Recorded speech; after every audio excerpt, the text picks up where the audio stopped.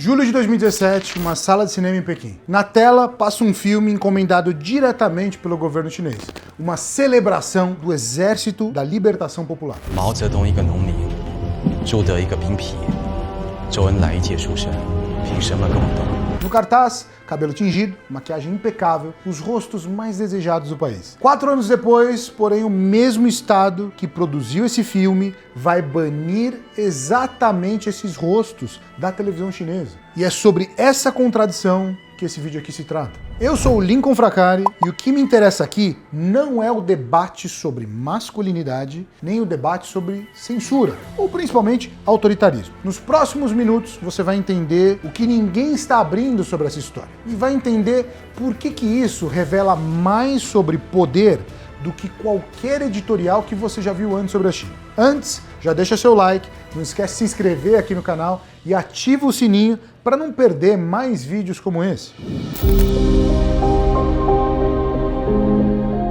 Em 2 de setembro de 2021, a Administração Nacional de Rádio e Televisão da China publicou um documento de 8 pontos com um título burocrático: Notificação para fortalecer adicionalmente a gestão de programas culturais e seus profissionais. O conteúdo, no entanto, era outra coisa. Dentro desse documento havia uma instrução direta às emissoras que colocassem fim aos nianpao e às outras estéticas anormais. Nianpao é um termo pejorativo em mandarim que, numa tradução aberta, significa maricas. Um xingamento de pátio de escola sendo usado pelo braço regulador do Estado. Mas o documento não parava por aí, porque junto com os nianpao, o mesmo pacote bania reality shows de votação em ídolos, limitava salários de celebridades, proibia a admiração pública por riqueza fácil e ostentação e ainda mandava as emissoras pararem de promover quem tivesse posições políticas incorretas. E no lugar de tudo isso, uma lista do que deveria aparecer no ar: cultura tradicional chinesa, cultura revolucionária, cultura socialista avançada. Agora, para por um segundo, não é uma lei sobre gênero, é uma lei sobre o que a população pode desejar ser. E existe uma diferença enorme entre regular comportamento e regular aspiração. O partido percebeu que as telas, a mídia, o entretenimento não mostram o que as pessoas são, mas sim o que as pessoas querem se tornar. E o que os jovens chineses estavam querendo se tornar estava saindo do controle. Agora, o que exatamente estava saindo do controle e quem percebeu isso primeiro, eu já vou chegar lá. Para entender o que o Estado chinês quis eliminar, você precisa entender o que ele estava vendo. Os Xiao Shenrou, literalmente os carninhas frescas, são jovens celebridades masculinas que emergiram por volta aí de 2014, com pele de porcelana, traços delicados, todos fortemente inspirados pelos ídolos do K-pop, o J-pop. Num único post anunciando sua namorada, o cantor Lu Han, ex-membro do grupo EXO, acumulou mais de 100 milhões de comentários no Weibo, quebrando assim o recorde do Guinness de comentários numa publicação de rede social. 100 milhões de comentários num único post. Para comparar, a conta oficial do Partido Comunista no Weibo nunca nem chegou perto disso. Esse era o tamanho da lealdade que esses ídolos comandavam entre os jovens. Um governo obcecado com estabilidade viu isso uma preocupação que ia muito além da estética. E em agosto de 2021, quando o cantor Chris Wu foi preso por suspeita de estupro, seus fãs organizaram online um plano de operação de resgate para tirar da prisão. Ninguém foi às ruas, mas o sinal estava dado: um grupo de jovens dispostos a desafiar a autoridade do Estado em nome de um ídolo de entretenimento. Para o Partido Comunista Chinês, isso não é uma curiosidade sociológica, é alarme de incêndio. Contudo, antes de qualquer proibição, o partido tentou outra coisa: recrutar esses mesmos rostos para o seu próprio projeto. E o que aconteceu com essa tentativa é a parte mais interessante de toda essa história. Voltamos a 2017, quando o governo encomendou um épico bélico para celebrar o 90º aniversário do Exército de Libertação Popular.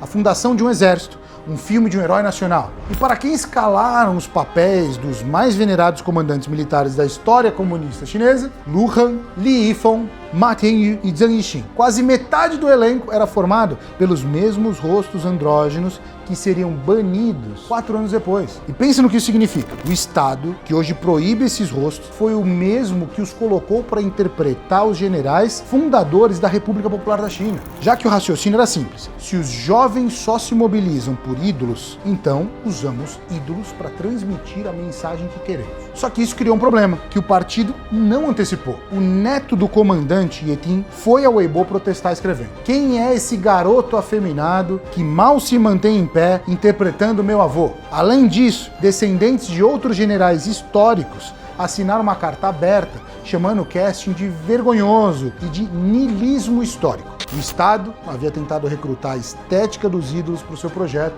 mas a estética dos ídolos acabou contaminando o próprio projeto. E aí que a virada acontece, quando o partido percebeu que usou veneno como remédio e que esse remédio estava criando uma dependência que ele não controlava. E então ele surge com a seguinte pergunta: quem dentro do partido havia teorizado isso antes mesmo de acontecer? E tem um nome muito específico que eu já estou chegando já já. De agosto a setembro de 2021, o partido executou o que foi descrito como matar o frango para assustar os macacos. Zhao Wei, uma das atrizes mais populares da China, desde os anos de 1990, acordou um dia com o nome removido dos créditos de todas as suas produções no serviço de streaming. A conta do Weibo dela foi fechada e a fanpage bloqueada. Tudo isso sem um comunicado oficial, sem processo, sem explicação, apagada. A hashtag sobre o fechamento da sua principal fanpage alcançou 850 milhões de visualizações em 48 horas.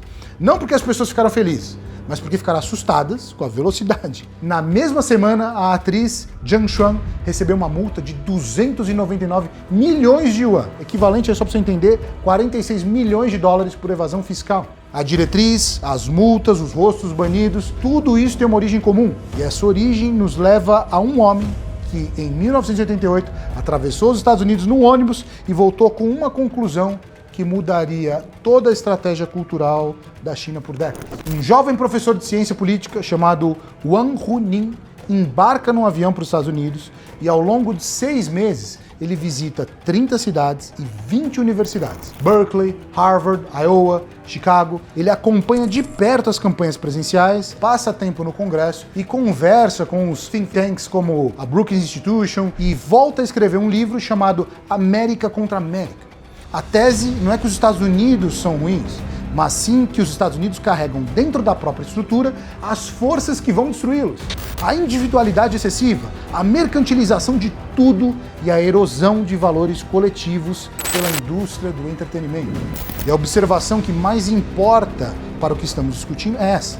Conforme Wang Huning concluiu, uma civilização não cai no campo de batalha, ela cai pela mídia, pelo entretenimento, pela narrativa que circula na cabeça das pessoas.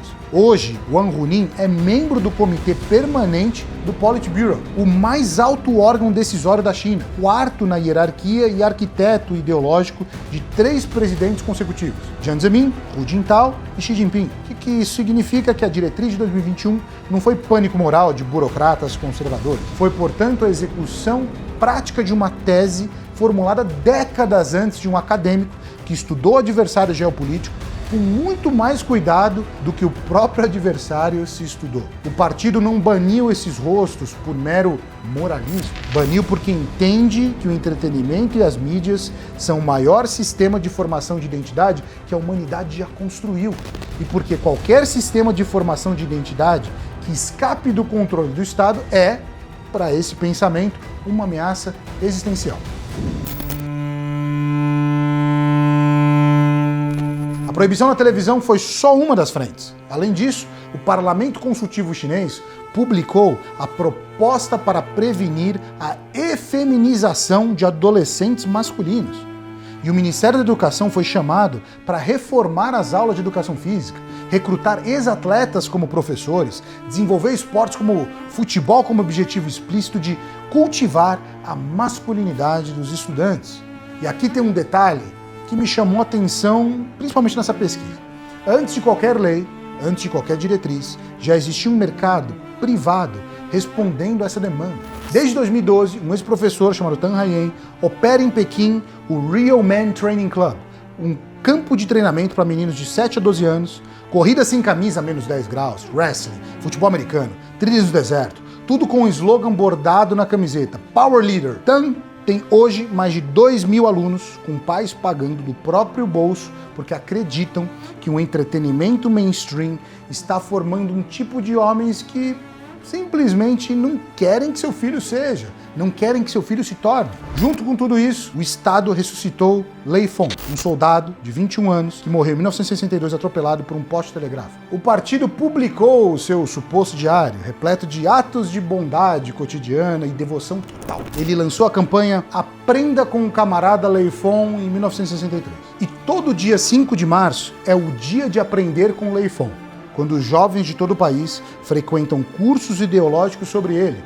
Um soldado morto há mais de 60 anos, sendo relançado como um antídoto ao ídolo pop. O Estado trocou um tipo de herói por outro, calculadamente. Agora, antes da conclusão, eu quero ser honesto sobre algo. Isso não funcionou 100%. A pesquisadora Gang Song, da Universidade de Hong Kong, documentou que, apesar de todo o ataque oficial, a estética efeminada continua crescendo em popularidade entre os estudantes de ensino médio nas cidades chinesas, já que a proibição na China não eliminou o desejo, apenas empurrou para o online, para espaços que o Estado controla com muito mais dificuldade. Ainda assim, o que a China está fazendo é uma aposta de que, mesmo não conseguindo eliminar o desejo, é possível torná-lo invisível. Não é uma busca moral por um ideal de masculinidade, já que o objetivo é instrumentalizar a masculinidade para fins de utilidade nacional e não como uma expressão legítima do indivíduo. Se vai funcionar, a gente não sabe ainda. Mas a pergunta que fica é maior que a China e é com ela que eu quero encerrar. Em 2017, ela usou esses rostos para vender guerra porque precisava de audiência. Só que em 2021, ela baniu porque percebeu que estava formando lealdade no lugar errado. Não é ideologia, é gestão de infraestrutura cultural. Sendo assim, quem é que decide o que aparece ali na plataforma, no feed, no conteúdo que você passa a maior parte do seu dia consumindo? Se esse vídeo mostrou um horizonte que você não tinha visto antes, deixe seu like, se inscreve no canal e ativa o sininho. E me fala nos comentários, você acha que o Ocidente tem a mesma consciência sobre o poder do entretenimento e da mídia tem nas pessoas? Deixe seu comentário aqui embaixo. Até o próximo vídeo.